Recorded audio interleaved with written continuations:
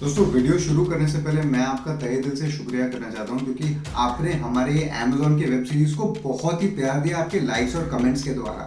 दोस्तों आज Amazon के वेब सीरीज का 5th एपिसोड है। तो पिछले एपिसोड में हमने आपको बताया था कि कैसे Amazon ने एक ऐसा डिवाइस बनाया जिसने खुद के बिजनेस को बंद या तो डिसरप्ट कर दिया, कैसे उसने एक सेलर्स के लिए एक नई सर्विस लॉन्च की जिसने सेलर्स और खुद का सेल ओवरनाइट ही बढ़ा दिया, और कैसे एप्पल बहुत क्लोज आ गया था उसका बुक्स का बिजनेस बंद करने के लिए।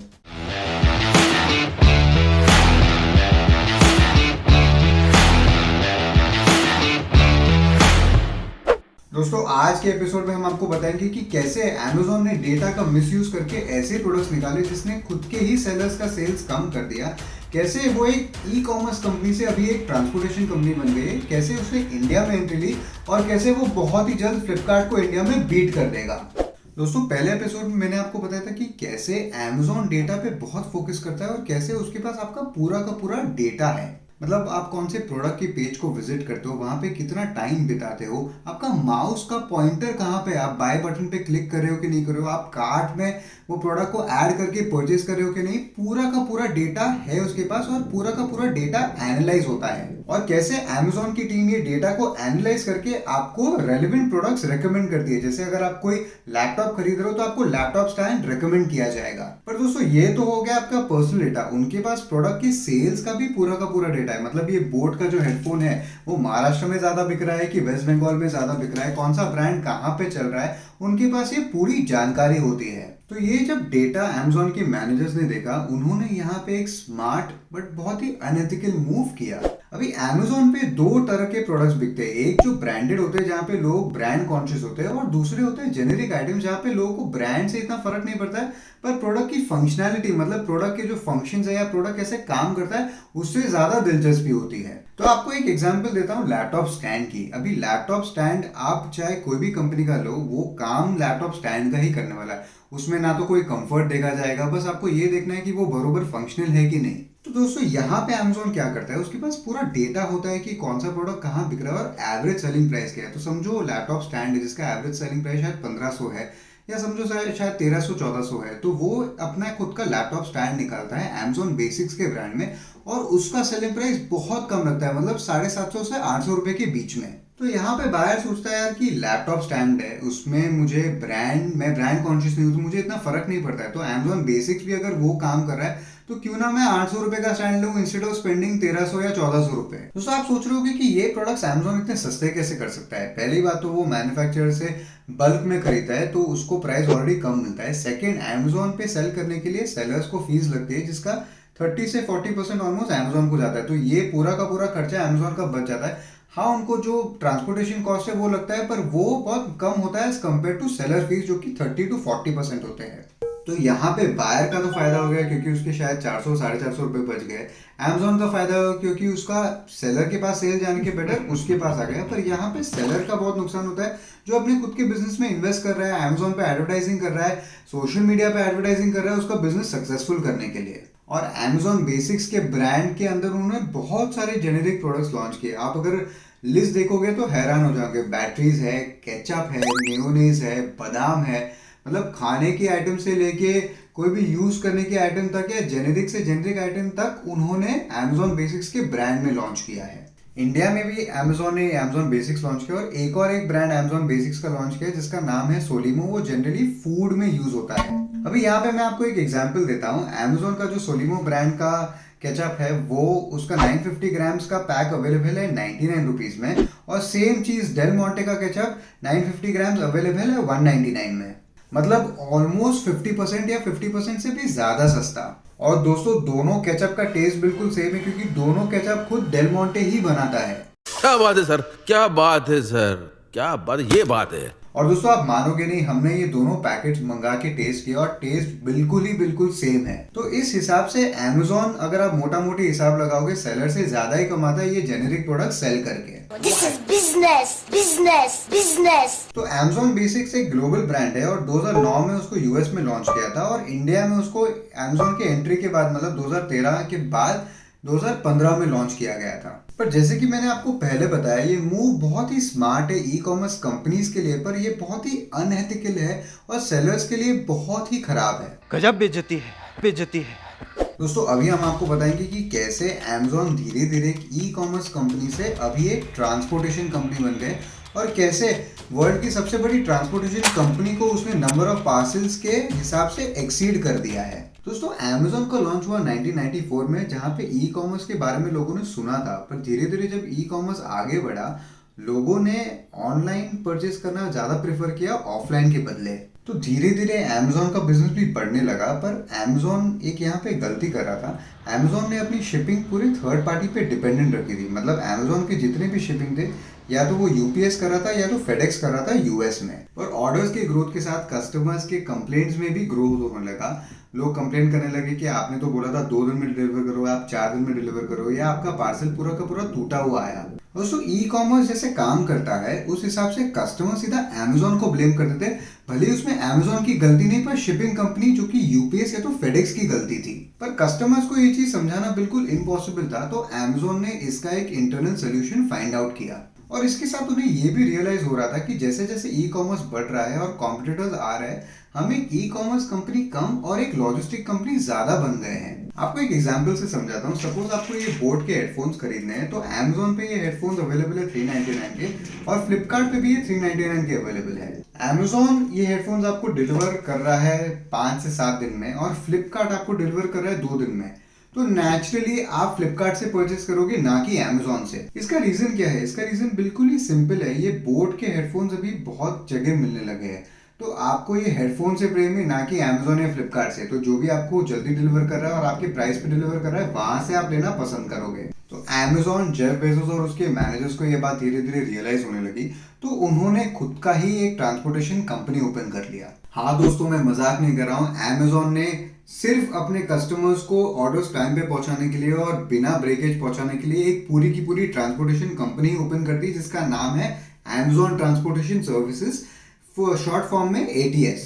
इसकी शुरुआत Amazon ने 2015 में की, और उसके बाद जो कस्टमर्स के कंप्लेंट्स थे वो काफी कम हो गए, क्योंकि अभी शिपिंग का पूरा कंट्रोल Amazon के हाथ आ गया। और आप मानोगे नहीं, आज की तारीख में Amazon ट्रांसपोर्टेशन सर्विसेज यूएस में फेडेक्स से ज्यादा पार्सल्स डिलीवर करता है। फेडेक्स पूरे world wide 12 million parcels daily handle करता है, और ATS यूएस में ही 10 मिलियन पार्सल से ज्यादा हैंडल करता है ऑन अ डेली बेसिस। और ATS अभी इतना बड़ा हो गया है कि उसका खुद का एयरपोर्ट कंस्ट्रक्ट हो रहा है यूएस में, और उसके पास 50 से भी ज्यादा एयरप्लेन्स है। और 50 एयरप्लेन्स तो है ही, पर 300 सेमी ट्रक से 20,000 डिलीवरी वैन्स है।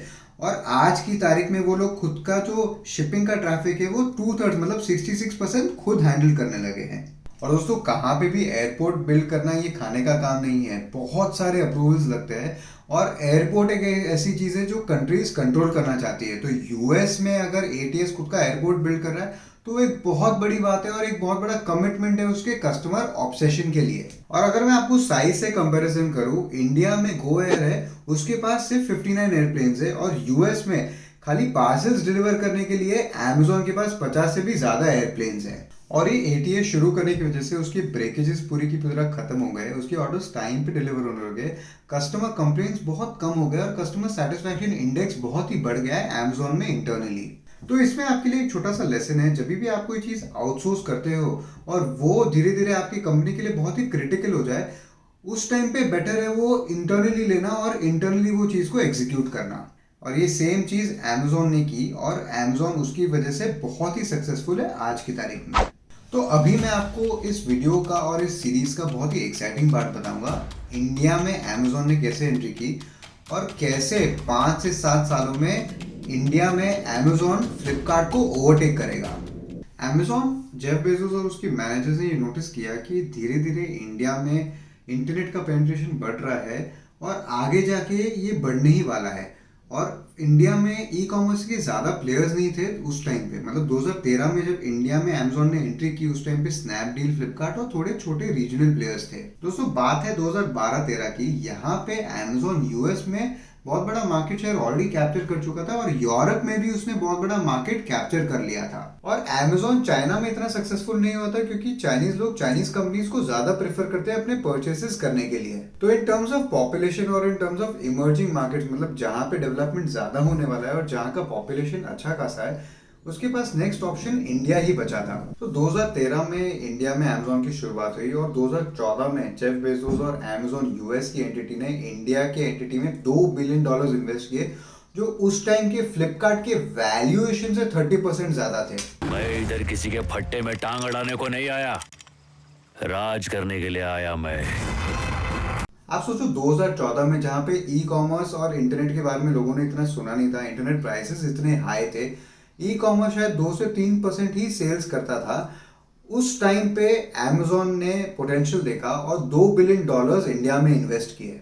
धीरे धीरे अमेजोन का बिजनेस इंडिया में बढ़ने लगा और लोगों को रियलाइज होने लगा कि अमेजोन कितना कस्टमर सेंट्रिक और कितना कस्टमर फोकस्ड है।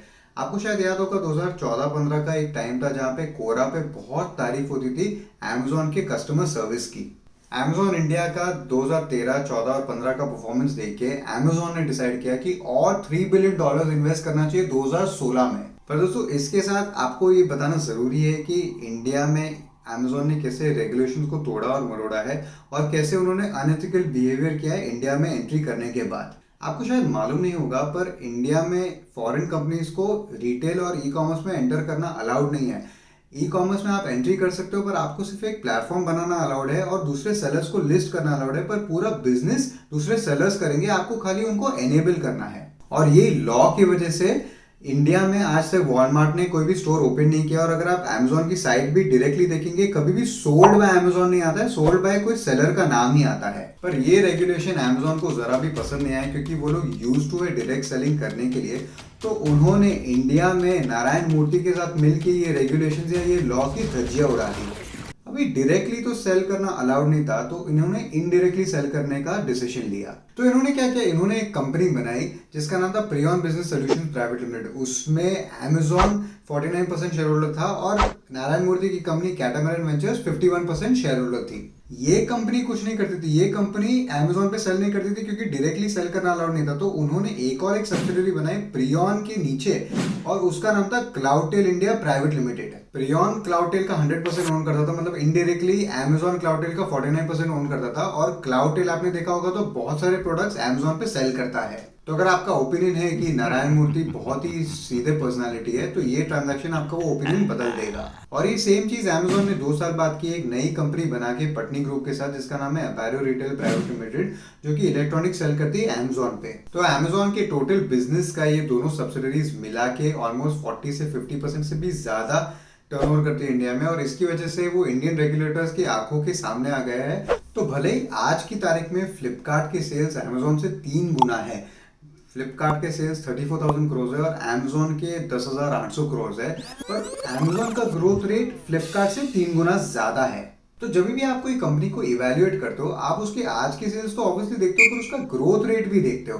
तो अमेजोन के आज के सेल्स फ्लिपकार्ट से कम है, हाँ जी हाँ कम है, पर उसका ग्रोथ रेट इतना ज्यादा है कि 5 से 7 साल में अमेजोन फ्लिपकार्ट को सेल्स में 100% ओवरटेक कर देगा। और ये ग्रोथ 3 गुना होने के 4 कारण हैं।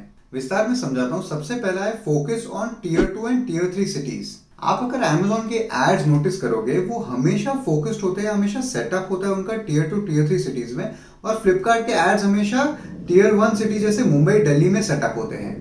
अमेजोन का ये मानना है और मैं भी उससे अग्री करता हूँ कि टियर 2 टियर 3 सिटीज पे ज्यादा फोकस करना चाहिए क्योंकि लॉजिकली टियर 1 सिटीज जैसे मुंबई और दिल्ली के लोग तो ई कॉमर्स प्लेटफॉर्म से परचेज करेंगे ही। जहां पे आपको परचेज करना सिखाना है वो है टियर 2 टियर 3 सिटीज पे। और जब अमेजोन टियर 2 टियर 3 सिटीज में सक्सेसफुल होगा ऑटोमेटिकली वो टियर 1 में सक्सेसफुल हो ही रहा है क्योंकि टियर 1 में तो लोग ऑलरेडी उससे परचेज कर ही रहे हैं। अगर आप ट्राई के नंबर्स देखोगे टियर 2 टियर 3 सिटीज में 44% लोगों के पास 4G कनेक्शन नहीं है। तो सोचो जब उनके पास 4G कनेक्शन आएगा वो लॉजिकली कहाँ जाएंगे, अमेजोन के पास जाएंगे कि फ्लिपकार्ट के पास परचेज करे जाएंगे? ऑब्वियसली अमेजोन के पास जाएंगे। सेकंड रीजन है टेक्नोलॉजी। अमेजोन का जितने भी ऑपरेशंस है वो पूरे टेक बेस्ड है, पर फ्लिपकार्ट के ऑपरेशंस बहुत ही मैन्युअल है। और ये समझने के लिए हमने एक अमेजोन के और फ्लिपकार्ट के सेलर का इंटरव्यू लिया। वो बोलते हैं कि जब कोई अमेजोन का पार्सल प्रोसेस होता है तो एक बंदा आता है और खाली QR कोड स्कैन करके वो पिकअप करके लेके जाता है, पर जब फ्लिपकार्ट का बंदा पिकअप करने आता है वो QR कोड तो स्कैन करेगा, एक OTP मांगेगा, एक फॉर्म पे साइन लेगा, उसके बाद वो निकलेगा। तो अगर अमेजोन को पिकअप करने के लिए समझो जाते 30 सेकंड, वो सेम चीज फ्लिपकार्ट 2.5 से 3 मिनट में करता है। आप सोच रहे हो कि यार यश इसमें क्या बड़ी बात है, 2 मिनट तो एक्स्ट्रा है, पर अगर आप ये पूरी कंपनी के बेस पे इवैल्यूएट करो, ये ऑपरेशंस को स्लो कर देता है, डिलीवरीज को स्लो कर देता है। अगर एक आदमी दिन में 200 पार्सल्स उठा सकता है, ये स्लो प्रोसेस के बदले वो खाली 150 पार्सल्स उठा सकता है, और इसकी वजह से कस्टमर्स को उनके ऑर्डर्स लेट पहुंचते हैं। तीसरा रीजन जो कि Amazon की ओवरऑल सक्सेस का भी रीजन है, वो है कस्टमर ऑब्सेशन। अगर आप Amazon पे कोई भी कंप्लेन कर दोगे, उस पर तुरंत एक्शन लेते हैं, भले ही कस्टमर की गलती क्यों ना हो। पर फ्लिपकार्ट पे ये चीज करने में आपको जमाने लग जाएंगे, और इसकी वजह से लोग ज्यादा प्रेफर करने लगे Amazon पे परचेस करना। दोस्तों चौथा रीजन है पेशेंस और एक long term view. Jeff Bezos और Amazon को पता है कि इंडिया में ई कॉमर्स को डेवलप होते आज शायद 20-25 साल और लग सकते हैं, और इसके लिए वो इंडिया में पूरी की पूरी तरह इन्वेस्टेड है। और इसका सबूत ये है कि उन्होंने पूरी की पूरी एक बिल्डिंग बना दी उनके हेडक्वार्टर्स के लिए हैदराबाद में। और सेम चीज अगर मैं फ्लिपकार्ट से कंपेयर करूं, फ्लिपकार्ट के फाउंडर्स ने एग्जिट कर लिया है अपना स्टेक वॉलमार्ट को सेल करके। और जनरली स्टार्टअप सर्कल्स में ये माना जाता है कि जब आपका लॉन्ग टर्म व्यू नहीं होता है, आप कंपनी को सेल कर देते हो, और जब आप लॉन्ग टर्म व्यू रखते हो, आप जनरली एक्विजिशंस करते जाते हो। दोस्तों अगले वीडियो में हम आपको बताएंगे कि कैसे Amazon ने अपना अनरिलेटेड बिजनेस AWS यूज करके ऐसा डिवाइस बनाया जिससे आप बात कर सकते हो, कैसे Amazon फ्यूचर ग्रुप का डील हुआ, और कैसे रिलायंस ने उसमें टांग अड़ाई, और आप और मैं Amazon से क्या सीख सकते हैं। तो दोस्तों अगली बार मिलेंगे। जय हिंद।